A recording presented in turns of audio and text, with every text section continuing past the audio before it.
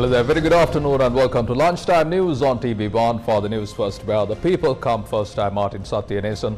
Let's start off with a look at your headlines for this afternoon. Sri Lanka marks its 51st Republic Day.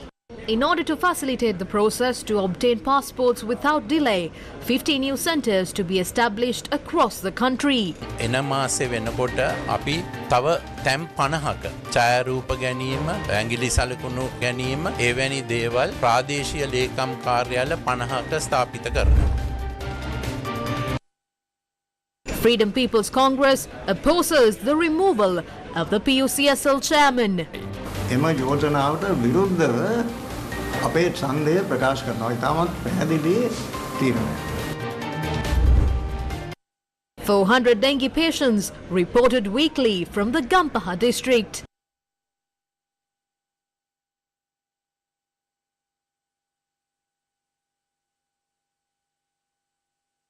Governor of the Northern Province assumes duty. Wimal speaks of the darkest times in Sri Lankan history. Greece's Conservative Party wins big in national election. On to those stories in detail. Sri Lanka's Public Security Minister announced on Monday that facilities will be provided to establish 50 new regional offices across the country to ease the process of issuing passports. Speaking in Colombo, the minister said that 5 new centres will be opened in order to facilitate the process of obtaining national identity cards. Passport ප්‍රශ්නේ විසඳන්න අපි ගොඩාක් කටයුතු. We have taken measures to address the issue in providing passports. We were informed that money was obtained for appointments. We decided to deploy our teams and we arrested 16 people who obtained money for such purposes on Friday, and arrests were made before as well. The person attached to the department was also arrested. In order to solve the issue, we will open 50 new centres to obtain photographs and fingerprints for the passport process. These centres will be at divisional secretariats. Then no one will have to travel all the way to Colombo. They can easily get the service from the regional office by first downloading the application, and thereafter the passport will be sent home within 3 days.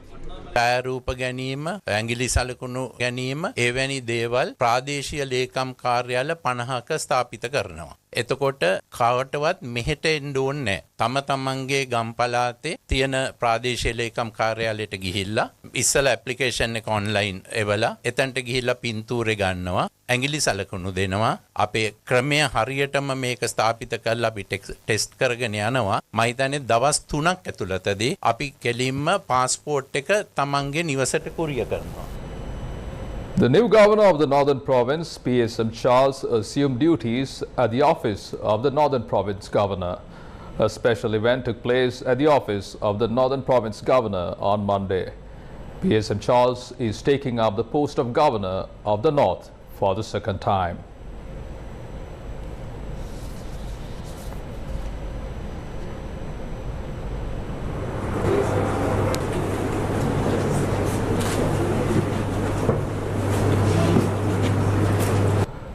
This small island nation, crowned as the first democratic state in Asia, which inherits more than 2,500 years of recorded history, today celebrates 51 years of complete independence. Today marks the Republic Day of Sri Lanka, when Ceylon became Sri Lanka.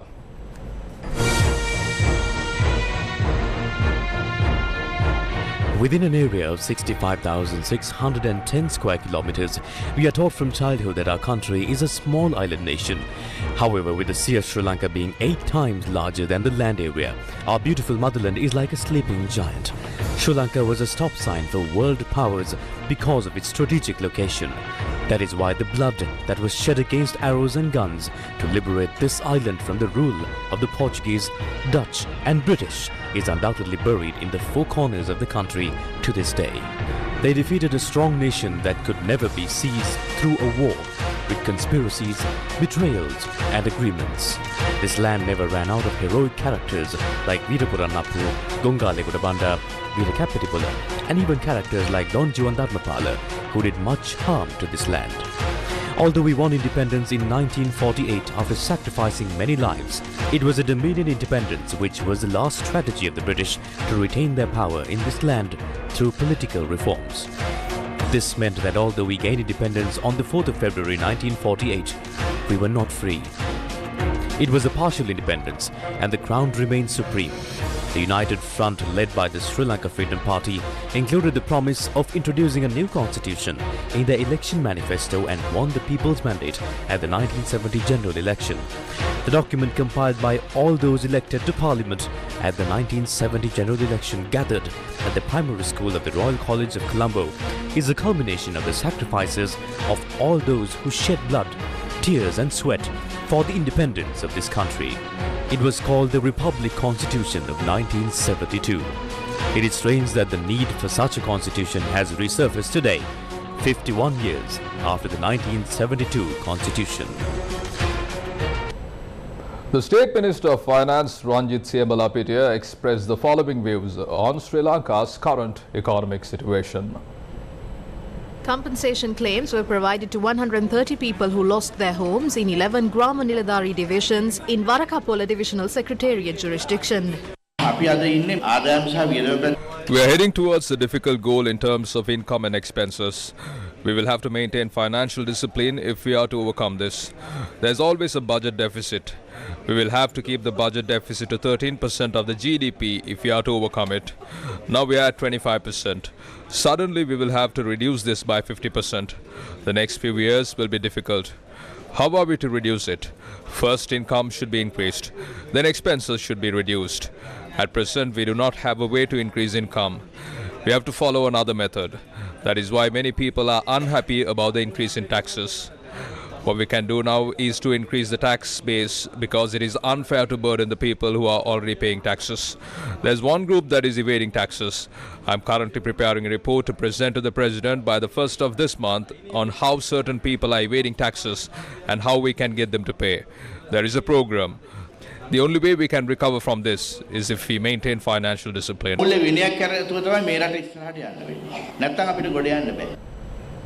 Professor G.L. Pires said the Freedom People's Congress strongly opposed the resolution that will be presented to remove the chairman of the Public Utilities Commission of Sri Lanka. On Wednesday this week, there is an important resolution to be brought before the Parliament of Sri Lanka. The government is introducing a motion to dismiss from his post Mr. Janaka Ratnayaka, Chairman of the Public Utilities Commission of Sri Lanka. All members of Parliament will have to decide how they are going to vote on this resolution. We have made a very clear decision to oppose this resolution. We are very strongly opposed to this resolution. The Public Utilities Commission of Sri Lanka is an independent commission. It is vested by Parliament, by an Act of Parliament with very crucial functions and responsibilities. Electricity is a daily requirement of the people of our country. The whole purpose and object of the Public Utilities Commission is to apply scientific and technical criteria in deciding what increases, if any, are appropriate in respect of the electricity tariffs that are levied in this country. It cannot be an arbitrary or capricious decision. It cannot be a decision inspired by political considerations. It must be a decision which has to be very clearly predicated upon technical grounds. Now, when the Public Utilities Commission makes a recommendation in that way after mature deliberation, if the government gives short shrift to those recommendations and dismisses them in cavalier fashion, adopting an arrogant attitude, that is a total negation of the purposes for which Parliament established this commission and conferred far-reaching powers on that commission.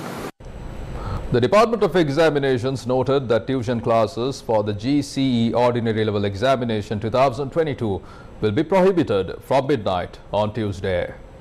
Commissioner General of Examinations Amit Jayasundara told News First that it will be prohibited to conduct tuition classes, seminars, lectures and workshops targeting the candidates who would be sitting for the 2022 GCE Ordinary Level Examination from Tuesday night. In addition, it would be a violation to print and distribute model question papers as well as to promote such action via banners, handbills or by electronic or print media. Commissioner General of Examinations Amit Jayasundara said if anyone is found to have violated these directives, strict legal action will be taken against them. The 2022 GCE Ordinary Level Examination will take place from the 29th of May to the 8th of June across 3,568 examination centres. Sri Lanka President Ranil Wickremesinghe will undertake an official visit to Japan from 24th to 27th of May 2023. During his stay, Kishida Fumio, Prime Minister of Japan, is scheduled to meet with President Wickremesinghe to exchange views on bilateral relations between Japan and Sri Lanka and regional and international affairs. Furthermore, President Wickremesinghe is scheduled to attend the Nikkei Forum 28th Future of Asia. The Ministry of Foreign Affairs of Japan said that it is expected that President Wickremesinghe's visit to Japan will further deepen the friendly relations between Japan and Sri Lanka. The President's Media Division said that a contract agreement with Sinopec Fuel Oil Lanka Private Limited and its parent company was signed at the President's office on Monday. The President's Media Division said that the negotiations with Sinopec Fuel Oil Lanka Private Limited and its parent company in China and Singapore for long-term importation, storage, distribution and sale of petroleum products completed, and thereafter the contract agreement was signed. A program to provide relief to 650,000 farmers to purchase fertilizer for the Yala harvesting season will commence today. Accordingly, 20,000 rupees will be given for each hectare of rice cultivation. The Ministry of Agriculture noted the required chemical or organic fertilizer will be provided on concessionary basis in order to reduce the cost of production. The state has allocated 10 billion rupees for the fertilizer concession program. 650,000 farmers engaging in cultivation will receive the vouchers. Minister of Agriculture Mahinda Amaravira noted, according to the requirement of the farming community, the chemical fertilizer or organic fertilizer provided by the fertilizer companies owned by the government will be distributed through the Agrarian Development Board, while they can also be purchased through the private sectors. The minister said that steps were taken to provide these financial provisions based on the approval of President Ranil Wickremesinghe. The National Dengue Control Unit said the number of dengue patients reported in the Gampaha district has increased to 400 per week. Community physician Dr. Nimalka Panilahetti said around 100 dengue cases are reported weekly from the Kalutara district. She added that 39 MOH divisions across the island have been identified as dengue high-risk zones. There is an increase in the number of dengue cases reported week-on-week basis. Compared to the previous years, this year the numbers of cases have increased, and we noted this increase since September last year. 400 cases are recorded weekly in the Gampaha district. Although the cases reported are low in Colombo compared to Gampaha, there has been increase. Out of the 370 MOH zones, 39 have been identified high-risk zones. 22 deaths were recorded due to dengue. 11 individuals are aged between 25 and 49, while 2 children aged between 5 and 9 had died of dengue. We are trying to ascertain the reasons for these fatalities. Most of the time, the delay in seeking medical attention and opting to alternative means of prevention are the causes for these deaths. The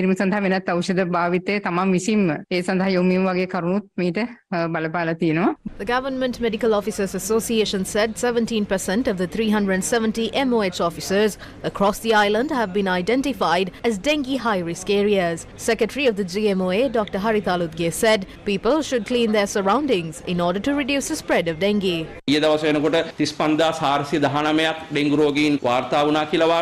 As of Sunday, 35,419 dengue patients have been reported this year. Most of these were reported in Gampaha, Colombo and Kalutara. We've also observed a spike in cases in the Trincomalee and Batticaloa districts in the eastern province and in Puttalam in the northwestern province. These areas considered high-risk zones. Out of the 370 MOH divisions, 59 divisions are identified as high-risk zones.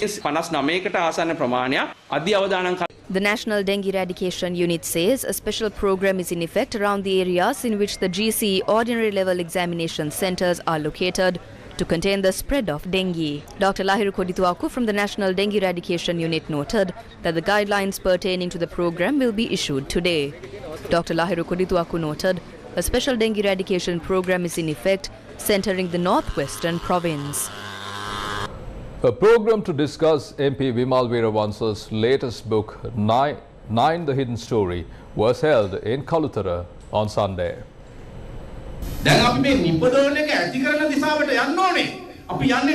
We need to proceed in the direction where these matters are planned, but instead we are doing the opposite. On one hand, the IMF has imposed its conditions, and on the other hand, Ranil Wickremesinghe is on Plan B.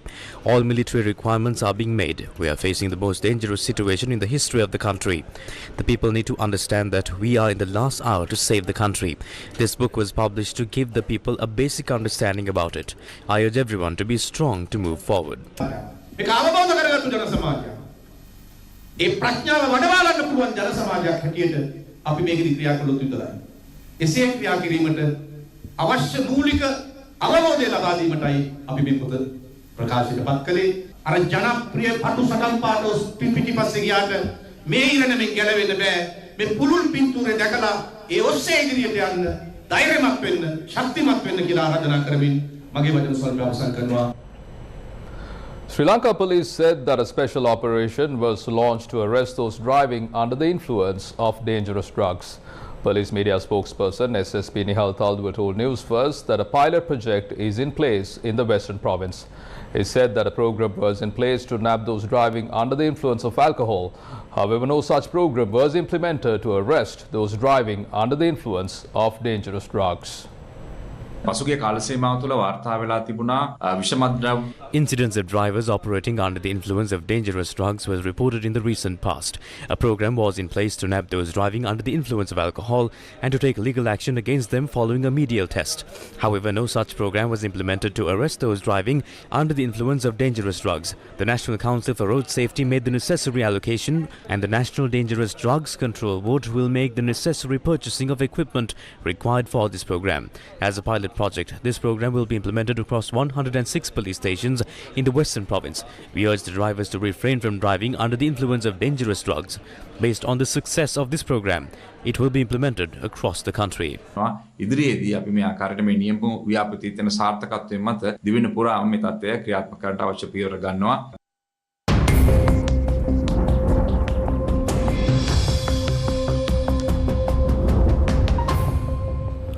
The Met Department notes showers or thunder showers will occur at several places in western, Sabaragamuwa, central, eastern and Uva provinces and in Gaul, Matara and Polonnaruwa districts during the evening or in the night. Strong winds about 40 km per hour can be expected at times over northern province and in Anuradhapura and Puttalam districts. General public is kindly requested to take adequate precautions to minimize damages caused by temporary localized strong winds and lightning during thunder showers. Following the heavy rainfall received in the catchment areas of the Gin River, the water levels in Baddegama were recorded at 4.02 meters. This resulted in many areas including Dodamgoda, Ganegama and Baddegama roads being flooded.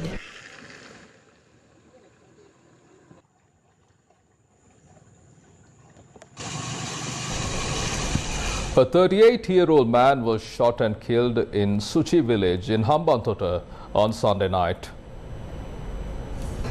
Sri Lanka police said that two unidentified men on a motorcycle had opened fire at the victim around 9 p.m. and fled the scene.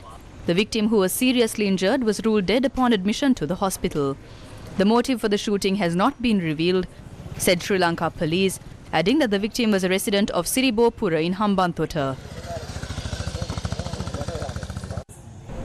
A female school student had died after drowning in the Pulichakulama River in Bundalama. Lanka police said that 4 female students had been swimming in the Pulichakulama River in Mundalama when the tragedy took place. The deceased was identified as a 17-year-old student from Udaipur who was to sit for the GC ordinary level exam. The body was moved to the Mundala Hospital morgue. The Sri Lanka Navy is continuing its operations to locate a fisherman reported missing after a fishing boat capsized in seas off Dikwella. The missing fisherman was identified as a 65-year-old man, and the other man who was in the boat with him at the time of the tragedy had managed to swim ashore.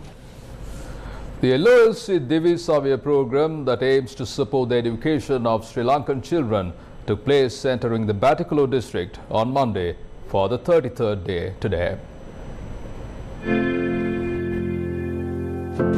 School books and stationery equipment are being distributed to school children under the Divi Savya program. This worthy initiative is a collaboration between the LOLC group and the Ministry of Education. On Monday, students from the Ianaria Hizbullah Vidyalaya, Subayar Hajir Vidyalaya, Shri Rasik Farid Vidyalaya were given school books and stationery equipment.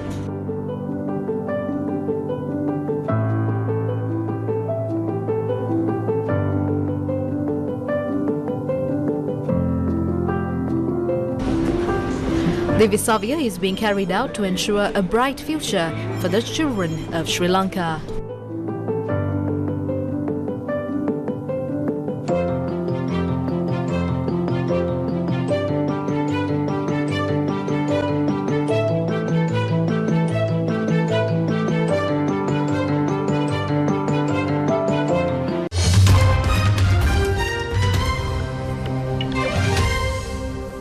Shifting your attention to international news, Greece's Conservative Prime Minister Kyriakos Mitsotakis has won national elections, hailing his party's big victory as a political earthquake.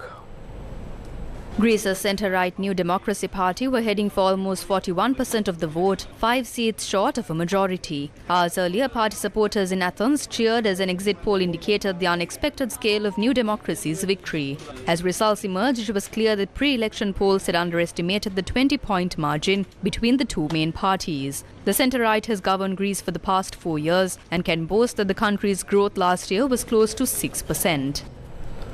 India's Prime Minister Narendra Modi held a summit with Pacific Island leaders in Papua New Guinea on Monday, with the US Secretary of State scheduled to also meet the leaders late in the day and sign a defense agreement with Papua New Guinea. In his opening remarks to the summit, Papua New Guinea Prime Minister James Marapis said India was the leader of the global south, a term used to refer to some low and middle income countries, adding our people have been left behind. Modi told the 14 leaders of the Forum for India-Pacific Islands Cooperation that India would be a reliable partner to small island states amid difficulties caused by supply chain disruptions and climate change. He said India was committed to a free and open Indo-Pacific. US Secretary of State Antony Blinken is expected to sign a defense cooperation agreement between the United States and Papua New Guinea and also hold a Pacific Island leaders meeting in the afternoon. US President Joe Biden and top Republican Kevin McCarthy have spoken on the phone in a change of tone in stalled talks on lifting the US debt ceiling. Biden told reporters the call went well and the two would talk again on Monday as he arrived back at the White House from the G7 summit in Japan. The two sides remain at odds over budget cuts demanded by the Republicans as a condition for raising the ceiling. Failure to do so by June could result in the US defaulting on its debt. That would mean the federal government could not borrow more money or pay all its bills. The Treasury Department has warned that a default could begin on the 1st of June. Such an outcome would cause chaos in financial markets and lead to further rises in interest rates.